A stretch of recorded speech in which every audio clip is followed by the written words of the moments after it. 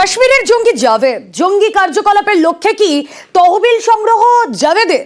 ক্যানিং থেকে গ্রেফতারির পরেই জোরালো সন্দেহ গোয়েন্দাদের, কোথা থেকে কেন ফান্ড সংগ্রহ জাভেদ মুন্সির জানতে ইতিমধ্যেই তদন্ত শুরু করা হয়েছে এবং অ্যাকাউন্টে নজর দেওয়া হচ্ছে। তার পাশাপাশি জাভেদের স্ত্রী, জম্মু কাশ্মীর পুলিশের নজরে জাভেদের স্ত্রীর গতিবিধিও।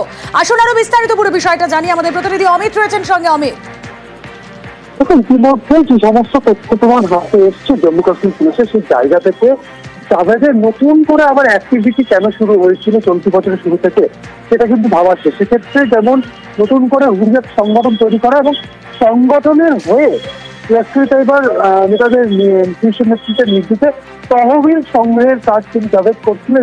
তোমার এখনো পর্যন্ত আসছে, কারণ মার্চ মাসে বেশ কয়েকজনকে সন্দেহভাজন আটক করা হয়েছিল, তাদের কাছ থেকে জাভেদ সম্পর্কে তথ্য আসে। সেই জায়গা থেকে ফান্ড কোথা থেকে আসছে বা ফান্ড কিভাবে সংগ্রহ করা হচ্ছে, সেগুলো কোন অ্যাকাউন্টের মাধ্যমে সংগ্রহ করা হয়েছে বা কোন কার অ্যাকাউন্টে এসছে, এই কারণে জাভেদের আত্মীয়দের অ্যাকাউন্ট কিন্তু এই মুহূর্তে নজরে রাখছে বা তারা অ্যাকাউন্ট খতিয়ে দেখতে চাইছেন জম্মু কাশ্মীর পুলিশ। অন্যদিকে তার স্ত্রীও এই কারণেই নজরে, কারণ 90 দশকে পাকিস্তানে গিয়ে প্রশিক্ষণ নেওয়া, 2000 সালে ফিরে আসা এবং 2000 সাল থেকে তারিক উল মুজাহিদিনের সক্রিয় কর্মী সদস্য হিসেবে সে কাজ করা শুরু করে এবং 2011 সাল পর্যন্ত কাশ্মীরের বিভিন্ন সন্ত্রাসবাদী কার্যকলাপে এই জাভেদের ভূমিকা ছিল।